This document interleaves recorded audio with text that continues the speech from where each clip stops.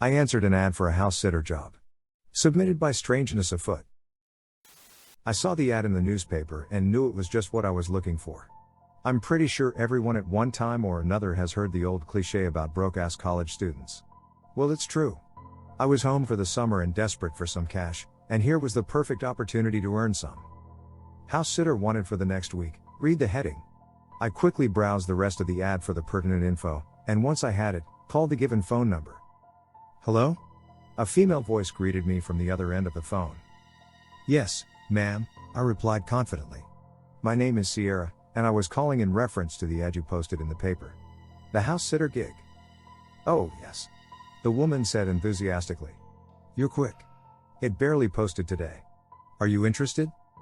Definitely, I replied assertively. I'm home from college and could use the extra money. That's great, the woman said. Let me give you the address. Do you have something to write with? Retrieving a notepad and a pen, I took down the woman's address. Half an hour later, I pulled my worn-out Honda Civic up to the curb in front of the house. It was an older-style home with a big front porch. You know, the kind you picture grandparents with their rocking chairs sitting on. I got out of the car, proceeded up the walk-in front steps, and then rang the doorbell. Directly, the door opened revealing a 30-ish blonde woman in business attire. You must be Sierra, she stated. I am, I said perkily. Well, come in, the woman said cheerily. I'm Celeste. I followed Celeste through door, immediately taking in the warm coziness of the old house. The woman must have been an old soul, because the place felt more widowed grandmother than young business professional. Lace doilies covered most of the surfaces, needlepoint stitched pictures adorned the walls, and houseplants occupied a good bit of space in the living room. It's very homey, I said, trying not to sound sarcastic. It is, isn't it? Celeste replied. It was my grandmother's house. I inherited it after she passed away, and I've never had the heart to change things. Besides, I think it fits the place just right. I nodded in agreement as I continued to survey the room. Celeste showed me around the rest of the home, alternating between telling me about my expected duties, and how nice and quiet the neighborhood was. You should have no trouble, she said. Other than maybe a little boredom. I think I'll be alright, I said with a smile. After the hell of finals, I can use some peace and quiet. You'll have plenty of that, Celeste said, laughing. Now, like I told you before, I am leaving Friday morning, but there'll be an extra key under the mat at the back door, and I will leave a number where I can be reached on the kitchen counter by the phone. If you need anything, don't hesitate to call. I assured her I would and then thanked her for the opportunity before heading back home. By Friday afternoon, as drove to Celeste's house, I decided I was more than looking forward to the upcoming week. It was going to be like having my own place, even if it was decorated in 20th century old lady. I found the key she left for me, let myself in, and then settled on the couch in front of the TV. The rest of that day and the next were pretty uneventful. I watched TV, made myself food, and even sat out on the front porch with a book. But, by the end of the weekend, the boredom Celeste had mentioned was beginning to set in. How did people do it? I was so used to the busy bustle of college life, that I was starting to feel restless with my peaceful surroundings. After some careful deliberation, I decided I would make myself an early dinner, and then go for a Sunday evening stroll around the neighborhood. Who knows, maybe I would meet some interesting neighbors with attractive, available sons. I went into the kitchen and picked out a box of hamburger helper. The meat was just starting to brown when I heard the noise. It sounded like a muffled voice, and it came from below the kitchen floor. As far as I knew, there was nothing under the house but pipes and bare ground. And, I was pretty sure if the house had a cellar or basement, Celeste would have mentioned it. Eventually, I decided it had to the pipes or something. It was, after all, an old house, and old houses tend to make old house noises. Or so I've heard. Putting it out of my mind, I finished cooking dinner, ate, and then took my walk. It really was a quiet neighborhood, and while it was good to get out of the house for a bit, there was unfortunately no fun to be found. I ended up back on the couch afterwards, watching an old movie on HBO. The next day, I locked up and went to the mall where I ran into my friend, Tracy. Because we both went to different colleges, it had been a good while since we had seen one another. I decided to make good use of the unexpected reunion. I told her about my house-sitting job and asked her if she wanted to come over to Celeste later on to keep me company. Luckily, she was all for the idea. Her parents and younger brother were driving her crazy, and a change of scenery was just what she needed. She arrived at the house about 5, and we spent the first part of the evening catching up and talking guys.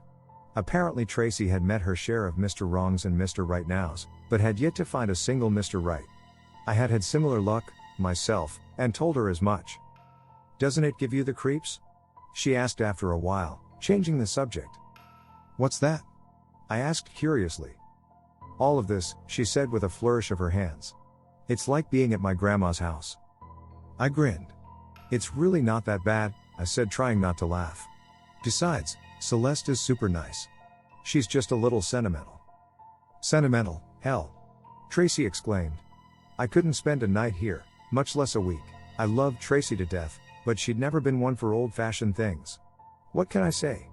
It's a job," I told her. "I'm getting paid to be here, so I might as well deal with it." "Screw that," she scoffed with good humor. "I can literally feel myself becoming an old maid just sitting here." We both busted out laughing.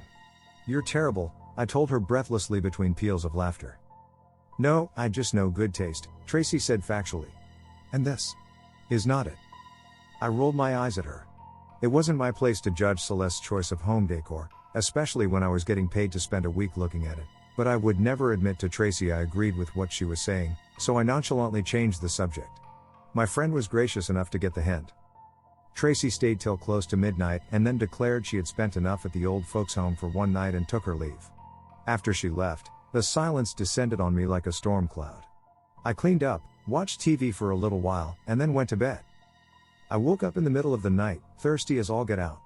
Walking into the kitchen, I poured myself a glass of water. That's when I heard the noise again, but this time it was followed by a loud bang. "What the hell was that?" I asked the empty kitchen with a start. With a shaky hand, I placed the glass on the counter before I could drop and break it. Once again, it seemed like the sound was coming from under the kitchen floor somewhere, but I never could pinpoint the exact source. In the end, I rationalized the best I could. An animal must have dug under the house, and when the pipes made their weird noise, it was startled and ran into something. I would check it out in the morning. But, when I got up and went out to check the perimeter house, I found no sign of anything digging to get underneath it. I chalked it up to more old house noises. Maybe Celeste was so used to them, she just forgot to mention it to me. I should call and ask her about it, I said to myself. But, I didn't want to look like an idiot who was freaking out over some random sounds, so I talked myself out of calling. I would just ignore it and Friday would come soon enough. I didn't hear the strange sounds for a couple of days after that, and by Thursday I had almost succeeded in forgetting about it. That evening, I found myself back in the kitchen and was sticking a Red Baron pizza in the oven, when I was forcibly reminded of the noises. This time, the muffled sound was followed by more loud bangs. There was no way it was the pipes or a random animal. I had been lying to myself. These noises sounded like there was intelligence behind them. Could the house be haunted? That idea definitely didn't help my state of mind. I had to get to the bottom of things before I went crazy. I began to frantically search the kitchen, and when I still found nothing to give me even a hint of a clue, I went into the backyard and searched there along the side of the house. The banging continued the whole time, but I couldn't find any sign of what was causing it. I decided I had had enough. There was no way I was going to stay in a haunted house, if that was the case, so I went back inside, determined to pack my shit and leave. I had just came back into the kitchen door when I noticed something odd about the china cabinet. There was something gleaming along one side of it. I walked closer for a better look, wishing for the love of God that the banging would stop. They were hinges. The china cabinet was a secret door. I had seen enough horror movies to know nothing good was ever found behind a secret door, especially when strange noises were involved, but I had to know. I began removing china by the handfuls, and when the cabinet was empty, I found what I was looking for. Hidden behind a stack of plates was a small, recessed button. It blended in with the back of the cabinet wall almost perfectly. With a shuddering hand, I reached out and pushed the button. There was a small click and then the cabinet swung away from the wall, revealing a heavy-looking metal door. This second door was held closed by a simple sliding bolt which I stared at for a good minute before making my decision. Sliding the bolt back, I pushed the door open. A flight of stairs descended down from the other side. Feeling around with a tentative hand, I found the light switch and flipped it. The basement below was flooded with light and with it came more insistent, muffled screams and banging. Slowly I went down the stairs, while asking myself what the hell I was getting into. Once at the bottom, I took a good long look at the scene before me. The basement looked like any other basement, in any other old house, except for the teenage girl chained up in the corner. The girl looked a couple of years younger than myself, and her wrists and ankles were bound with padlocks and chains to a heavy loop set into the wall. There was just enough slack in these bonds to allow the girl to get to her only source of nourishment, an automatic dog waterer, but it was obvious from her emaciated appearance that it had been a while since she had last eaten. For a good minute, I couldn't help but stand there staring as the girl looked wearily back at me. "Help me," she said to me in cracked whisper. It was barely audible, but enough to rouse me from my shock. I ran to her with the hopes of freeing her, but it was no use. There was telling where the keys to the locks were, and it would take forever to find them even if they were in the house, which they were most likely not. Something told me Celeste had them with her. "I'm going to go back upstairs and call the police," I assured her. "I'll be back as soon as I'm done. Can you eat?" She slowly nodded. "Good. Now hand on and I'll be right back." Taking the stairs two at a time, I went back up to the kitchen, and then grabbed the phone. My hands were still shaking as I dialed 911. "911. What is your emergency?" A composed female voice answered. I related my story as calmly as I could, and afterwards the woman assured me help was on the way. Once she had hung up, I grabbed a plate, loaded it with some of my pizza, and then filled a glass with some fresh water. When I returned with the food and water, the girl took it from me greedily. After a couple of minutes, she was able to tell me her story between bites and gulps. The girl's name was Janie, and Celeste had taken her and another girl, Leslie, from a mall in a neighboring town. Apparently she had spent months getting to know the girl through their church youth group before inviting them over to the house for a Bible study. The drugs were in the refreshments, Janie told me with a strained voice. The next thing we knew, we were down here. I was chained up here, and the old lady was about to kill Leslie. I looked at Janie, confused. "Old lady?" "Celeste is young," I told her. "Maybe in her 30s. Janie shook her head. "She was old. Until she killed Leslie, anyways. She bathed in my friend's blood and it made her young." I stared at her in disbelief, and things began to make sense.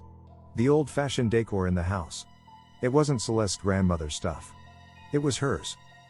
Janie finished eating and drinking as I sat watching in silence. The whole thing was too much, and I was grateful when I began to hear the sirens. Shortly, the police and fire department arrived. The officers took my statement while the EMTs tended to Janie. I knew there were some things about the story they would find unbelievable, so I left them out. When my part was finished, I collected my things and went home. For the next few days, I watched the newspaper waiting to see if there was any mention of Celeste's capture. Finally, on Monday morning there it was, 60-year-old woman arrested in connection with the disappearance of two teenage girls. Reading through the rest of the story, I couldn't help but take note of the way Janie was labeled as confused due to the inconsistencies she gave of Celeste's description. But, as I looked at the picture of the older woman at the bottom of the article, I knew Janie hadn't been confused by any means. The picture was definitely Celeste. People would kill for that beauty treatment, I thought to myself, while closing the paper with a chill. Think I'll just stick to face cream.